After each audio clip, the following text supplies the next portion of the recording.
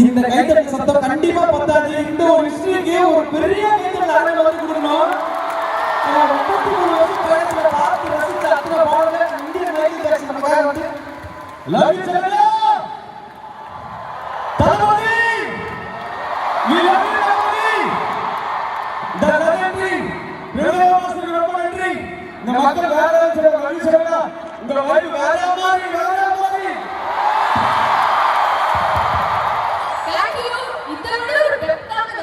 தளபதி வந்து பேசுறதுக்கு முன்னாடி கொடுக்கவே முடியாது. பிரபுயாவா சொல்லல ஏன்னா சொல்லாதீங்க பண்ணிட்டு போயிடும். இது எங்களோட மரியாதைக்காக லவ்வுக்காக பண்ற விஷயம் அப்படின்னு சொன்னாங்க.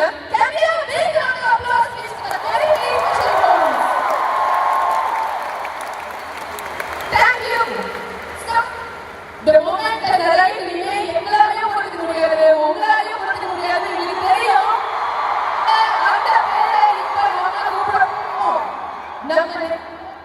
நம்ம பேர், நம்ம நாயகனோட ஒரு பேர், நம்ம தலைவரோட ஒரு பேர், அந்த பேரோட வரலாறு, அந்த வரலாறு படைக்க இவர் வரப்போறாரு.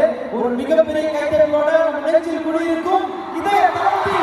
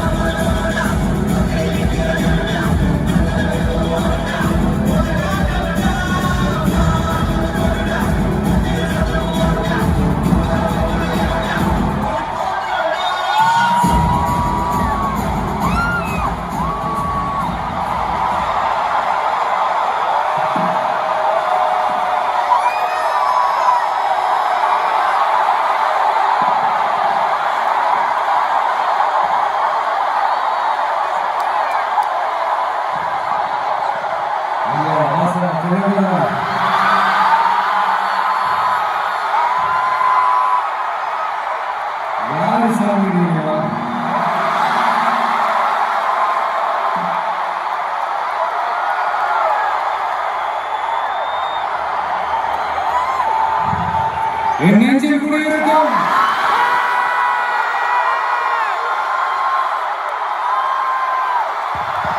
மலேசியா மக்கள், மலேசியா தமிழர்கள், உங்கள் அனைவருக்கும் என்னுடைய வணக்கம். வணக்கம்.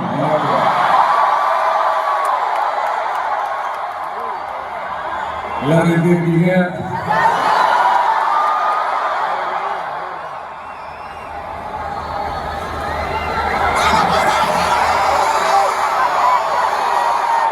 உலகம் முழுக்க கிட்டத்தட்ட ஒரு 150 நாடுகளுக்கு மேல நம்ம தமிழர்கள் வாழ்றாங்க. அதில் குறிப்பா சொல்லணும்னா இலங்கைக்கு அடுத்தபடியா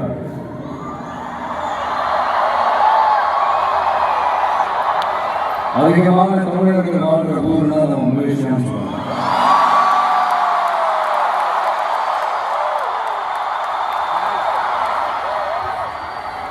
நம்ம தமிழர்கள் தான் உலகத்தில் எந்த நாட்டுக்கு போனாலும் அவங்க சொந்த நாடுகளை நினைச்சு உழைக்க ஆரம்பிச்சிருவாங்க. அப்படிதான் நீங்க பாத்தீங்கன்னா இந்த மலேசியா நாட்டோட முக்கியமான பில்லர்ஸ்ல நம்ம தமிழர்களும் இருக்காங்க அப்படின்னு பார்க்கும்போது அப்படி நிறைய பேர்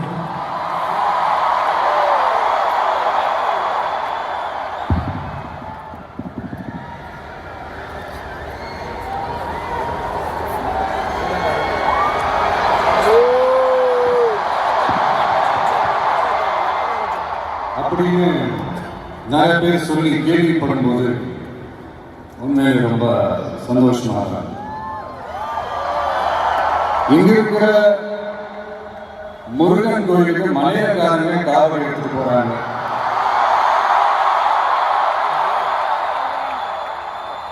இங்க இருக்கிற சைனாக்காரங்க ரொம்ப அழகா தமிழ் பேசுறாங்க.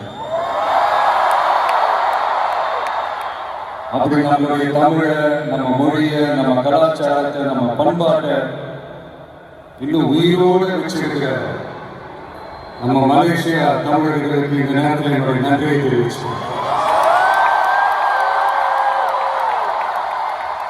அது மட்டும் இல்ல, இத்தனை வருஷமா நீங்க தமிழ் சினிமாவுக்கு கொடுத்திருக்கிற அந்த ஆதரவு கொஞ்சம் நெஞ்ச ஆதரவு இல்லைங்க, மிகப்பெரிய ஆதரவு. இந்த ஓவர்சீஸ் பிசினஸ்ல எல்லாம் நிறைய நாடுகள் இருக்கு. அதுல ரொம்ப முக்கியமான மார்க்கெட் இந்த மலேசியா மார்க்கெட்னு சொல்லுவாங்க.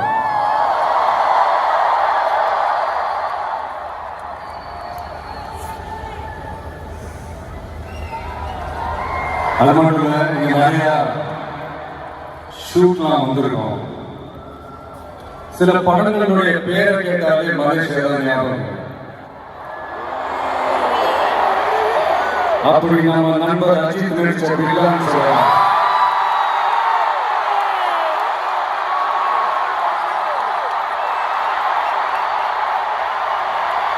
இன்னும் நிறைய படங்கள் இருக்கு. என் படங்கள்ல காவலன், குருவிலாம் எங்க ஷூட் வந்தப்போ ரொம்பவே சப்போர்ட்டிவா இருந்திருக்கிறீங்க. யாரும் ஒரு யாவரும் கேட்கிறாங்க நீங்க தாங்க.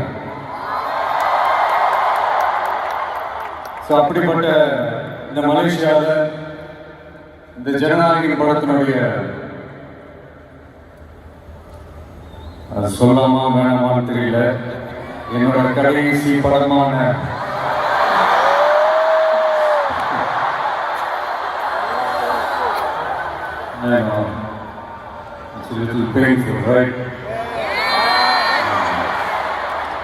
என்ன பண்றது, சரி அது விடுவோம். ஜனநாயக படத்தினுடைய இந்த ஆடியோ லான்ச் அணியோட கான்செப்ட்லையும் சேர்ந்து நடக்கிறது உண்மையிலே ரொம்ப பெருமையா இருக்கு. இவ்வளவு தூரத்தில் இருந்தாலும் இங்க இருக்கிற என்னுடைய ரசிகர்கள், இங்க இருக்கிற என்னுடைய ஊடக நண்பர்கள், இங்க சோசியல் மீடியா ரொம்ப ஆக்டிவா இருக்கக்கூடிய நம்ம நண்பா நண்பிகள்,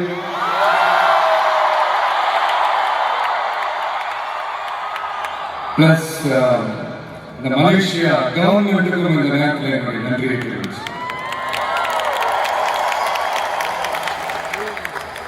தமிழ் சினிமா ஆரம்பிச்சு எவ்வளோ வருஷங்கள் ஆச்சு. அவ்வளவு வருஷங்கள்ல நம்ம தமிழ் மக்களுடைய அந்த சந்தோஷத்துல, துக்கத்துல, கொண்டாட்டத்துல, குடும்பத்துல, ஆன்மீகத்துல, உழைப்புல, அரசியல் சொல்லி எல்லாத்துலயுமே நம்ம தமிழ் சினிமா அப்படியே கலந்து ஊறி போய் அப்படிப்பட்ட இந்த தமிழ் சினிமாவில் நானும் ஒரு சின்னதாக ஒரு புள்ளியா இருந்திருக்கேன் நினைச்சு பார்க்கும்போது உண்மையிலே சந்தோஷமா சினிமா விட்டு ஏன் போறீங்க அப்படின்ட்டு நிறைய பேர் கேட்கிறாங்க. சினிமான்றது ஒரு மிகப்பெரிய ஒரு கடல். அதுல ஒரு கரையோரமா ஒரு சின்னதா ஒரு மணல் வீடு கட்டணும்னு தான் ஆசைப்பட்டேன். பட் அதே ஒரு மாளிகையா மாற்றி தந்தது நீங்களா இருந்தான், என் ரசிகர்களாக நீங்களா இருந்தான். அது மட்டும் இல்ல, நான் சினிமாவுக்கு வரும்போது இது எல்லாருக்குமே தெரிஞ்ச விஷயம், பழைய தான். நான் ஃபேஸ் பண்ணாத விமர்சனங்கள் இல்லை, நான் ஃபேஸ் பண்ணாத அவமானங்கள் இல்லை, இந்த மாதிரி நிறைய காரியங்கள் அதெல்லாம் தாண்டி தான் வந்திருக்கிறோம்.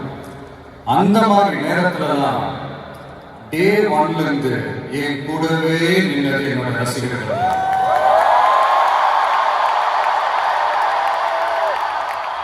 ஒரு நாள் 2 நாள் இல்லைங்க, கிட்டத்தட்ட 30-33 வருஷத்துக்கு மேலே என் கூடவே நின்றுக்கிறாங்க. அதனாலதான் நான் என்ன டிசைட் பண்ணேன்னா, அடுத்த 30-33 வருஷத்துக்கு அவங்களோட நான் நிற்கிறேன் முடிவு பண்ணிட்டேன்.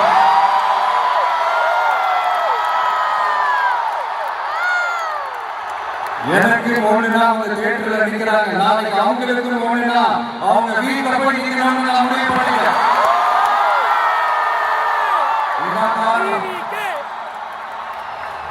எனக்காக எல்லாத்தையும் விட்டு கொடுத்த என்னுடைய ரசிகர்களுக்காக நான் சினிமாவை விட்டு கொடுக்கிறேன். இந்த விஜய் சும்மா நன்றின்னு சொல்லிட்டு போறவன் கிடையாது, நன்றி கடனை தீர்த்துட்டு தான் போவான்.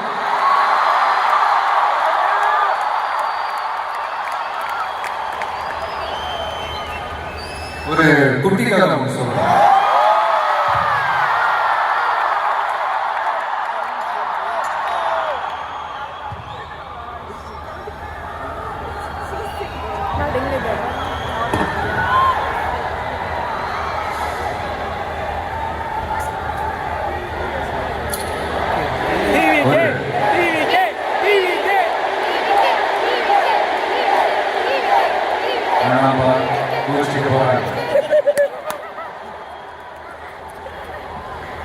ஒரு குட்டி கதை மாதிரி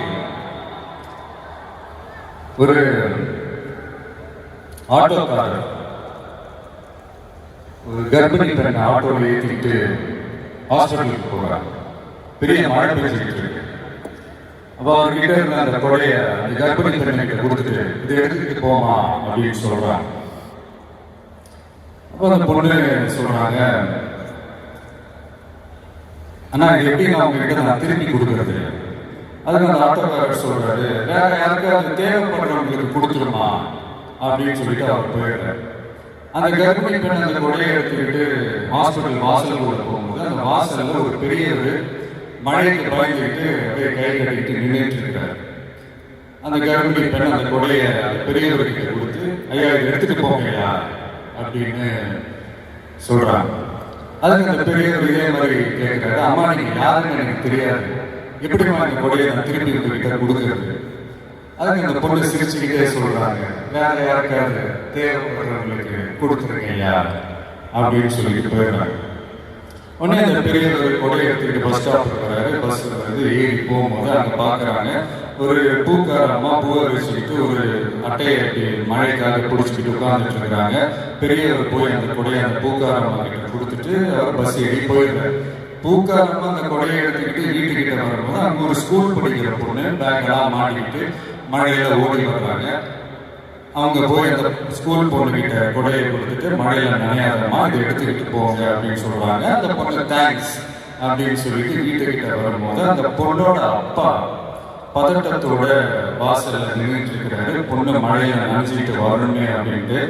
அந்த அப்பா வேற யாரும் இல்லை, அந்த ஆட்டோக்காரர்.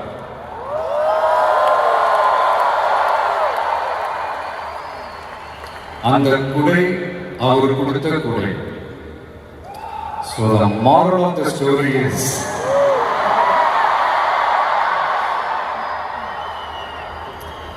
முடிஞ்ச வரைக்கும் எல்லாருக்கும் சின்ன சின்னதா ஒரு நல்லது, சின்ன சின்னதா ஒரு ஹெல்ப் அது செஞ்சு இருந்து பாருங்க. லைஃப் ஒரு மாதிரி ஜாலியா இன்ட்ரெஸ்டிங்கா இருக்கும். ஒரு ஃபேமஸ் சேயிங் ஒன்று இருக்கு, வெள்ளத்துல தவிக்கிற ஒருத்தருக்கு நீங்க படகு கொடுத்தீங்கன்னா பாலைவனத்துல நீங்க தவிக்கிறப்போ ஒட்டகமா வந்து நிற்கும். இப்ப யாராவது உங்களுக்கு ஏதாவது கெடுதல் செஞ்சுட்டாங்கன்னு அதை நீங்க பழி வாங்கிட்டீங்கன்னு அந்த நாள் முழுக்க நீங்க சம மகிழ்ச்சியா இருப்பீங்க. எப்படி பார்த்தல எப்படி பழி வாங்கினேன். ஆனா அதே மனுஷனை மன்னிச்சு விட்டு பாருங்க, வாழ்நாள் முழுக்க நிம்மதியா. அதனால யாரையும் கஷ்டப்படுத்துறதுக்கோ யாரையும் அவமானப்படுத்துறதுக்கோ யாரையும் பழி வாங்குறதுக்கோ இல்லைங்க இந்த வாழ்க்கை. நான் முடிஞ்ச வரைக்கும் முன்னாடியே சொன்ன மாதிரி சின்ன சின்னதா ஒரு நல்லது, ஒரு சின்னதா இது செஞ்சு பாருங்களேன். எங்கேயோ ஒரு இடத்துல ஃபியூச்சர்ல உங்களுக்கு இது கை கொடுக்கும் அப்படின்னு நான் நம்புறேன். பிடிச்சிருந்தா எடுத்துக்கங்க, இல்லைன்னா விட்டுருங்க. Free advice. இப்போ இந்த ஈவெண்ட், இந்த ஹீரோ ஆஃப் திஸ் ஈவெண்ட்டுக்கு வருவோம். அனிருத் அவருக்கு நான் ஒரு பேர் வைக்கலான்னு இருக்கேன். MDS. Anybody? Ramya, can you guess? Vijay, can you guess? MDS.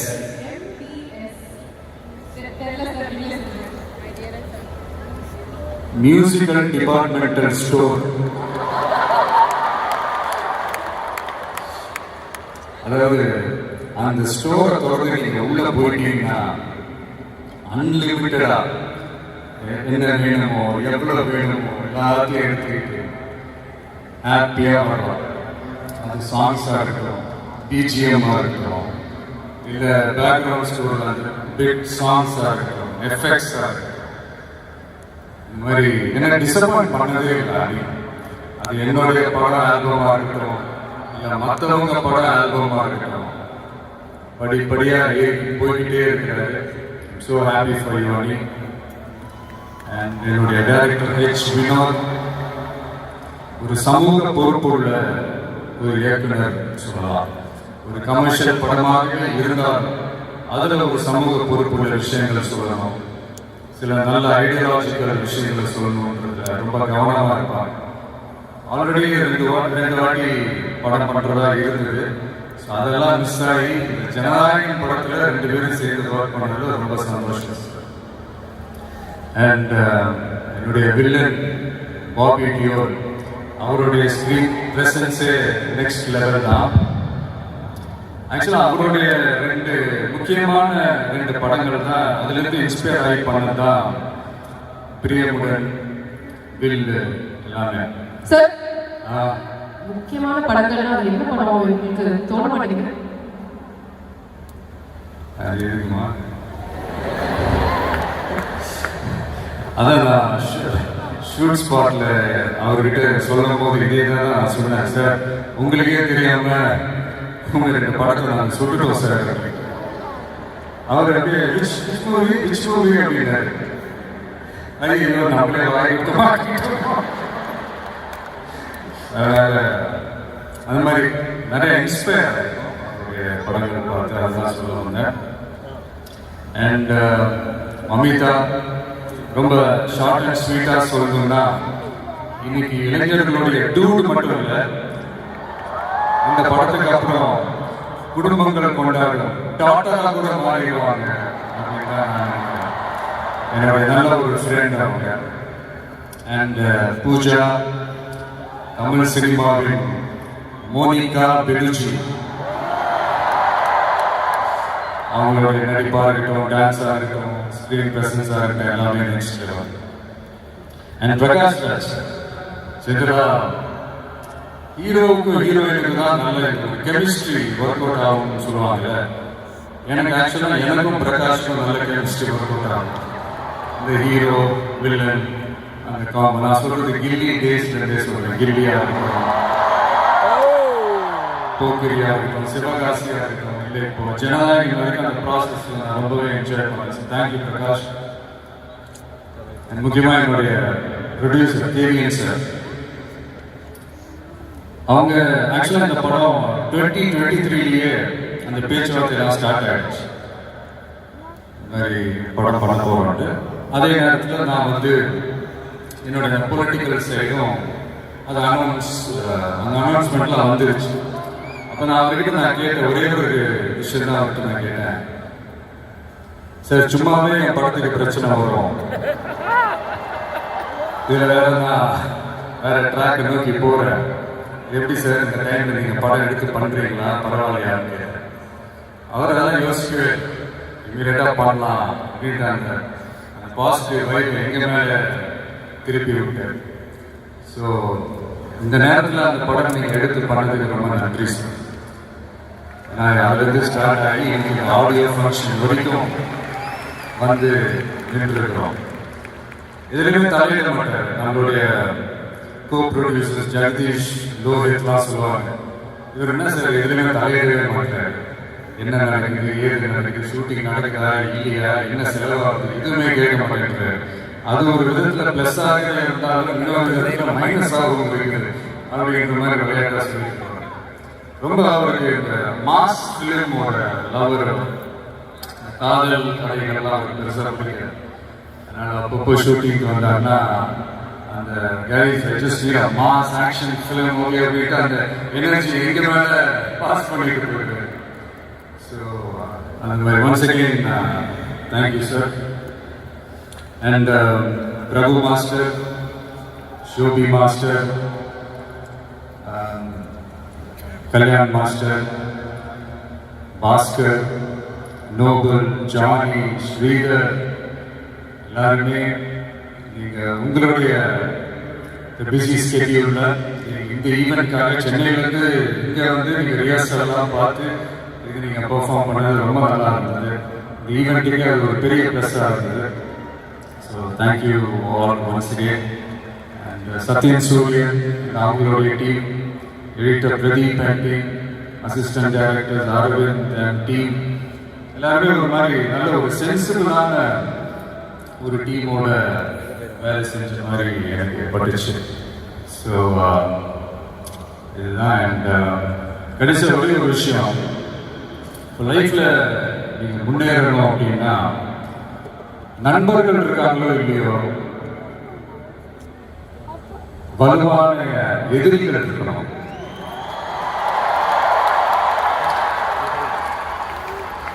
சும்மா வர்றவங்க போறவங்களாம் ஏற்றுக்கிட்டு இருக்க முடியாது இல்லையா? வலுவா இருக்கிறவங்களை தான் எதிர்க்க முடியும். அப்பதான் நாம ஜெயிக்கிற அளவுக்கு வலிமையா இருக்கோம்னு அர்த்தம். இப்ப ரீசெண்டா நம்மளை பத்தி ஒரு பேச்சு ஒன்று ஓடிட்டு இருக்கு. விஜய் தனியா வருவாரா அணியா வருவாரா? நம்ம இப்ப தனியா இருந்திருக்கிறோம். 33 வருஷமா உங்களோட தான் இருக்கிறோம், மக்களோட தான் இருக்கிறோம். அப்ப அது மிகப்பெரிய ஒரு அணி தானே. அதை எப்படி தனின்னு சொல்ல முடியும்? இப்ப கூட பாருங்க, தனியா அணியா விளக்கமா சொல்ல மாட்டேங்கிறாருன்னு எனக்கு தோணும். சஸ்பென்ஷன் ஒன்று இருந்தாலே எனக்கு இருக்கும். அதெல்லாம் கைத்தட்டலுக்காக நான் சொல்லல, மனசுல இருந்து பேசுறேன், மக்களுக்காக பேசுறேன். மக்களுக்காக பேசுறதோட மட்டும் நிப்பாட்டிடக்கூடாது, அதை செய்யணும். எல்லாத்தையும் விட முக்கியம் செய்யறதான் சொல்லணும். So 2026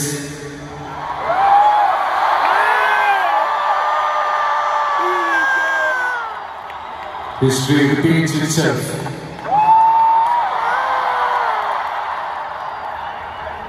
Let's be prepared to embrace it for the people. Thank you, Malaysia. Thank you once again.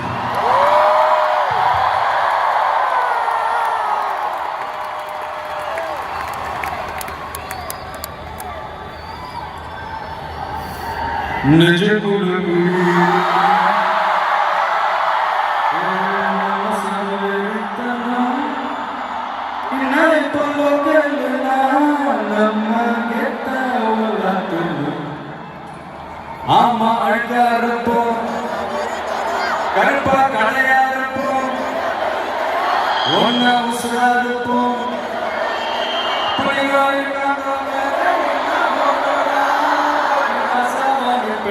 என்னோட இல்லாம யாருக்கும் தமிழ் நீல தௌலத்தாலே நீலையே ஆளு நண்பாடி நெஞ்சுக்குள்ள குடியிருக்கும். நம்ம சொன்ன வெறித்தனா இன்னும் தொலைக்கலனா நம்ம கெட்டாயிலோ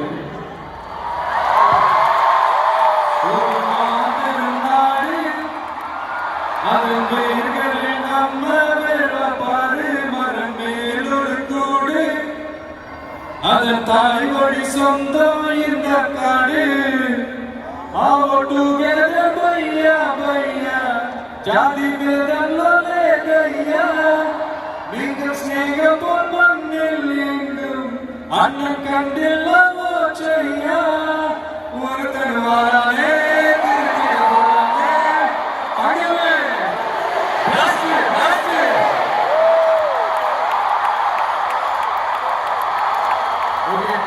உங்களுக்காக போரா கச்சேரியா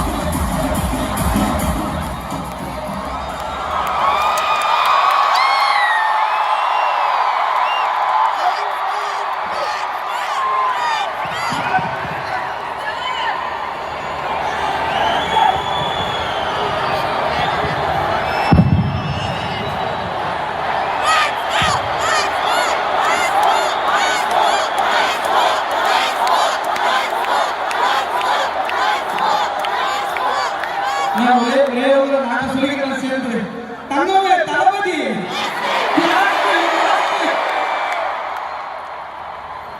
நான் எதிர்பார்க்கல. சத்தியமா இந்திய நான் எதிர்பார்க்கல. நம்பி சோமச நம்ம நம்பி நம்ம யாருமே எதிர்பார்க்க கூட தெரியும். நம்ம சத்தம் தான் எனக்கு பதில. நீங்க எதிர்பார்க்கீங்களா?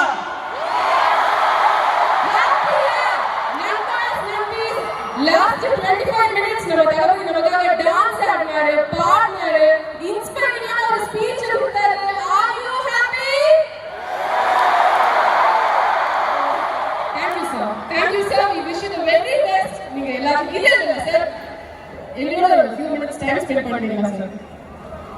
நான் ஆக்சுவலா ரசிகர்கள் உங்ககிட்ட என்ன கேட்கணும்னு ஆசைப்படுறாங்களோ ஒரு 2 questions வச்சிருக்கோம். With your permission நான் கேட்கணுமா? ஓகே. 33 வருட பயணம் அப்படிங்கறத நீங்களே சொன்னீங்க. இந்த 33 வருடத்துக்கு அப்புறம் இப்ப நீங்க வேற ஒரு வழிகளை தொட போறீங்க அப்படிங்கும்போது இந்த இடத்த நீங்க விட்டுட்டு போற இடத்த நிரப்புறதுக்கு யாருமே கிடையாதுன்னு நாங்க எல்லாரும் தீர்மானமா உங்களுக்கு என்ன தோணுது? யார் யார் எந்தெந்த இடத்துல வைக்கணும்னு அவங்களுக்கு தெரியும்.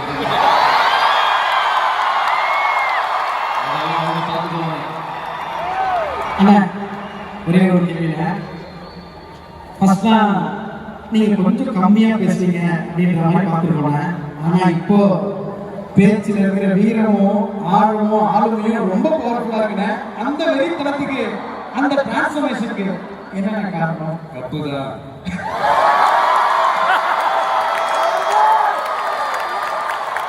நீங்க தானே கேட்டீங்க அந்த ஃபங்க்ஷன்ல. அதே மாதிரி தான் கப்பு முக்கியம் கேட்டீங்க. 2026 அதுக்கான பதில் என்ன? சார் கடைசியா ஒரு சில வார்த்தைகள் நம்ம சொல்லலாம். அது சொல்லும் போது உங்க மனசுல என்ன தோணுது அப்படின்னு கொஞ்சம் நீங்க சொன்னீங்கன்னா இருக்கும். முதல்ல கடவுள்.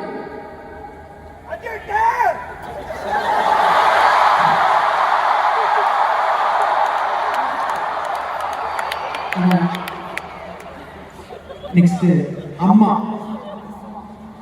கடவுள். Super super. அடுத்தது சார் துரோகம். ரமணா படத்துல ஒரு டயலாக் வரும். தமிழ் எனக்கு பிடிக்காத ஒரே வார்த்தை துரோகம். நெக்ஸ்ட் ஆள போறான் தமிழன்.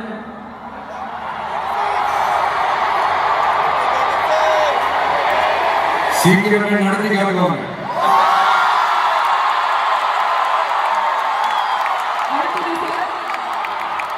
பற்ற வைத்த நெருப்பொன்று. நீ பற்ற வைத்த நெருப்பொன்று. ஒரு ஒளி ஒன்று பிறக்கும், அந்த ஒளி நம்மை வழி நடத்தும்.